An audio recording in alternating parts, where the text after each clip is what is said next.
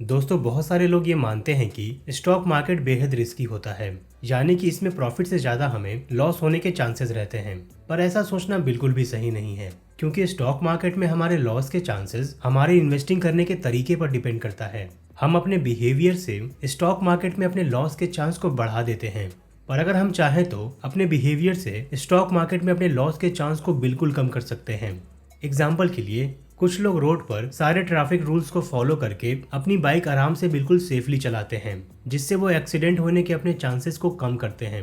पर वहीं कुछ लोग जानबूझकर ट्रैफिक रूल्स को तोड़कर गलत तरीके से बाइक चलाते हैं और एक्सीडेंट के अपने चांसेस को बहुत बढ़ा देते हैं। ऐसे में हम ये नहीं कह सकते कि बाइक चलाने में एक्सीडेंट के चांसेस सभी के लिए एक जैसा है, क्योंकि हम अपने बिहेवियर से बाइक राइडिंग में अपने एक्सीडेंट के चांस को बहुत कम कर सकते हैं। और स्टॉक मार्केट में बिल्कुल यही बात लागू होती है। दोस्तों, स्टॉक मार्केट में लॉस होने का चांस दो चीज़ों पर डिपेंड करता है।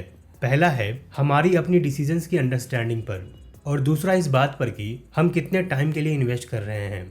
डिसीजंस की अंडरस्टैंडिंग का मतलब ये है कि क्या हम ये समझते हैं कि स्टॉक मार्केट में हम जो भी डिसीजंस ले रहे हैं वो क्यों ले रहे हैं, और क्या हम जो भी डिसीजन ले रहे हैं वो अच्छे से सोचकर और समझकर ले रहे हैं।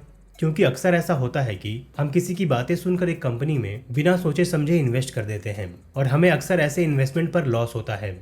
दोस्तों, दुनिया के सबसे सक्सेसफुल इन्वेस्टर वॉरेन बफेट कहते हैं कि रिस्क तब आता है जब हमें ये पता नहीं होता कि हम क्या कर रहे हैं, और इसलिए ये बहुत ज़रूरी है कि हम स्टॉक मार्केट में जो भी करें वो खुद की नॉलेज और अंडरस्टैंडिंग से करें, ताकि हम अपने लॉस होने के चांस को कम कर सकें। आप खुद ही ये समझ सकते हैं कि अगर स्टॉक मार्केट में किसी की बातें सुनकर इन्वेस्टमेंट करने से पैसे बनते, तो फिर 90% से ज़्यादा लोगों को स्टॉक मार्केट में लॉस क्यों होता। 90% से ज़्यादा लोगों को लॉस इसलिए होता है क्योंकि वो बिना सोचे समझे, बिना रिसर्च किए किसी की बातों में आकर कंपनियों में इन्वेस्ट कर देते हैं, और आमतौर पर ऐसी कंपनियां अच्छी इन्वेस्टमेंट नहीं होती, जिससे हमें फिर अपने इन्वेस्टमेंट पर लॉस होता है और हम फिर स्टॉक मार्केट को रिस्की कहते हैं।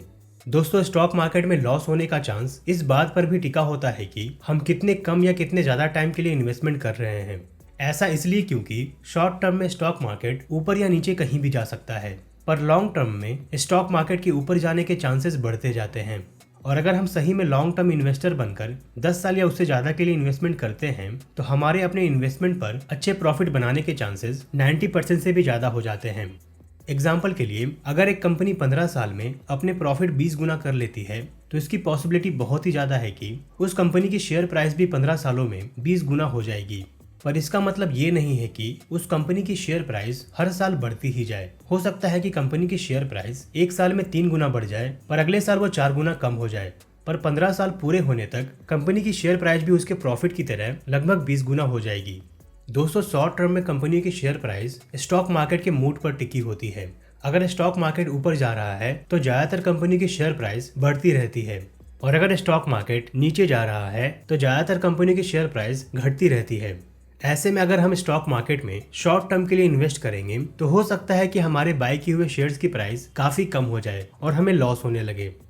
पर लॉन्ग टर्म में कंपनी की शेयर प्राइस कंपनियों के सेल्स और प्रॉफिट ग्रोथ को फॉलो करती है, और अगर हम लॉन्ग टर्म के लिए अच्छी कंपनियों में इन्वेस्ट करेंगे जो साल दर साल अपनी सेल्स और प्रॉफिट बढ़ाती जाए, तो इन कंपनियों की शेयर प्राइस भी उसके सेल्स और प्रॉफिट के ग्रोथ के हिसाब से बढ़ती जाएगी, जिससे हमें अपने इन्वेस्टमेंट पर काफी अच्छा प्रॉफिट होगा। इस तरह दोस्तों, स्टॉक मार्केट में हमारे लिए रिस्क यानी लॉस का चांस कितना है, ये सिर्फ इस बात पर डिपेंड करता है कि हम कितनी समझदारी से इन्वेस्टमेंट करते हैं और हम कितने लंबे समय के लिए इन्वेस्टमेंट करते हैं।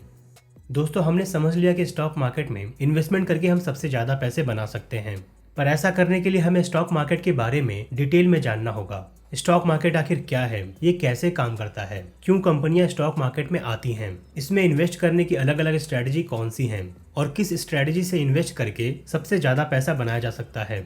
जानते हैं इन सभी सवालों के जवाब अगले चैप्टर में, जो है स्टॉक मार्केट के ऊपर।